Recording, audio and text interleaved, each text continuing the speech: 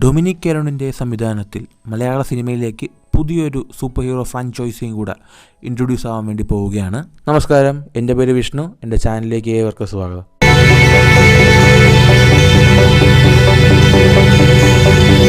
ലോഹ chapter 1 Chandra.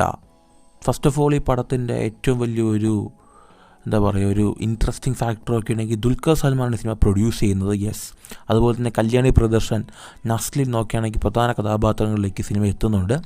And ഈ ഒരു സിനിമയെക്കുറിച്ച് പറയുകയാണെങ്കിൽ, ഈ സിനിമയുടെ കുറച്ച് മാസങ്ങൾക്ക് മുമ്പാണ് ഈ സിനിമയുടെ ഫസ്റ്റ് ലുക്ക് പോസ്റ്റർ നമ്മുടെ കല്യാണി പ്രദർശൻ ഒരു കോസ്റ്റ്യൂമിൽ, ഒരു സൂപ്പർ ഹീറോ കോസ്റ്റ്യൂമിൽ വന്ന ഒരു പോസ്റ്റർ വരുന്നത്. ആ സമയത്ത് ആ പോസ്റ്ററിന് കുറച്ച് ട്രോള് കിട്ടിയെന്ന് തോന്നുന്നു. കാരണം ആ ഒരു കോസ്റ്റ്യൂം നോക്കുകയാണെങ്കിൽ കൽക്കി എന്ന സിനിമയിൽ നമ്മുടെ ദീപിക പദുകോണ്ട് ആ ലുക്കിന് ഒരുപാട് ഒരു ക്ലോസ് ഇനഫ് ആയിട്ടുള്ള ലുക്കായിരുന്നു. സോ ഞാനും ആക്ച്വലി മറന്നുപോയി ഇങ്ങനൊരു സിനിമ വരുന്നു എന്നുള്ള കാര്യം ഞാനും മറന്നുപോയി.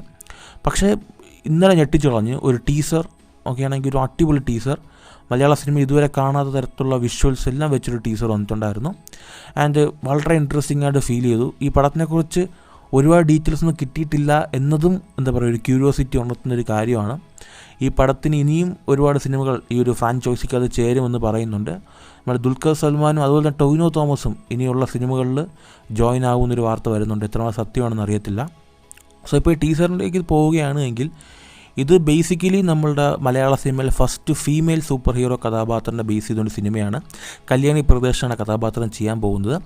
ആൻഡ് ഇതിൻ്റെ കുറച്ച് ഡീറ്റെയിൽസ് ഒക്കെ അത് നമ്മുടെ കേരളത്തിലുള്ള ഫോക്ക് ലോഡ്സിനെ ബേസ് ചെയ്തെടുത്തുകൊണ്ട് ചാൻസ് വളരെ കൂടുതലെന്ന് പറയുന്നു.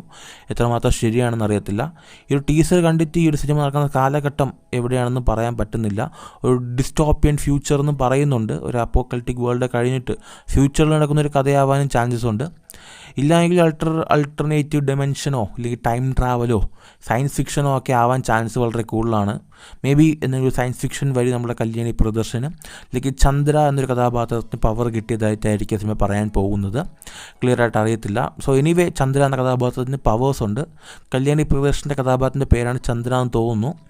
സോ ആ കഥാപാത്രത്തിന് പറക്കാൻ പറ്റുമ്പോൾ, അതുപോലെ തന്നെ സൂപ്പർ സ്പീഡ് ഉള്ള പോലെ സൂപ്പർ സ്ട്രെങ്ത് ഉള്ളതുപോലെ നമുക്ക് ടീസറിൻ്റെ അത് കാണാൻ കഴിയുന്നുണ്ട്. സോ ബേസിക്കലി ആ കഥാപാത്രത്തിൻ്റെ ബേസാണ് സിനിമ എടുത്തുകൊണ്ട് പോകാൻ പോകുന്നത്. ആൻഡ് ഈ സിനിമയിലെ ഏറ്റവും ഇൻട്രസ്റ്റിംഗ് ആയിട്ട് ബഡ്ജറ്റാണ്. 150 കോടി രൂപയുടെ ബഡ്ജറ്റിലാണ് സിനിമ ഒരുങ്ങിയിരിക്കുന്നത്. ആൻഡ് വിഷ്വലി നോക്കുകയാണെങ്കിൽ ഒരുപാട് നല്ല വിഷ്വൽസ് നമുക്ക് ഈ ടീസറിൽ കാണാൻ പറ്റും. ഭയങ്കര ഒരു ക്വാളിറ്റി ഉള്ള ഒരു ടീസർ തന്നെയാണ് തന്നിരിക്കുന്നത്. മികച്ച കുറേ ഷോർട്സ്, VFX വർക്കൊക്കെ സിനിമയ്ക്ക് അത് പോയിട്ടുണ്ട്. നമ്മളെ ജേക്സ് ബിജോ ജോയാണ് സിനിമയ്ക്ക് മ്യൂസിക് ചെയ്യുന്നത്. സോ ബേസിക്കലി ഈ പടത്തിൻ്റെ സൂപ്പർ ഹീറോ ജേണറാണ്. പക്ഷേ അതിനെ എന്തിനാണ് ബേസിന് പോകുന്നത് അറിയത്തില്ല. ഒരു ചെറിയൊരു ഭയങ്കര ഒരു ഹാപ്പി ആയിട്ടുള്ളൊരു ടീസർ അല്ലായിരുന്നു. കുറച്ച് ഗ്രിട്ടി ആയിട്ടുള്ള, കുറച്ച് ഡാർക്കായിട്ടുള്ളൊരു ടോണ് ഈ ഒരു ടീസറിന് പൊതുവേ ആയിട്ടുണ്ട്. സോ ഇത് എന്തിനെ ബേസ് ചെയ്യാണ് സിനിമ എടുത്തുകൊണ്ട് പോകുന്നത് നമുക്ക് ക്ലിയർ ആയിട്ട് അറിയത്തില്ല. സോ നിങ്ങൾ എത്ര പേര് ഈ ഒരു സിനിമ കാണാൻ എക്സൈറ്റഡ് ആണുള്ള കാര്യം തീർച്ചയായിട്ടും താഴെ കമൻറ്റ് ചെയ്യുക. സോ യെസ്, മലയാള സിനിമയിലെ വേറൊരു ഈ ഒരു ടേണിന് ഈ ഒരു ഫ്രാഞ്ചൈസ് സഹായിക്കുമെന്ന് ഞാൻ പ്രതീക്ഷിക്കുന്നുണ്ട്.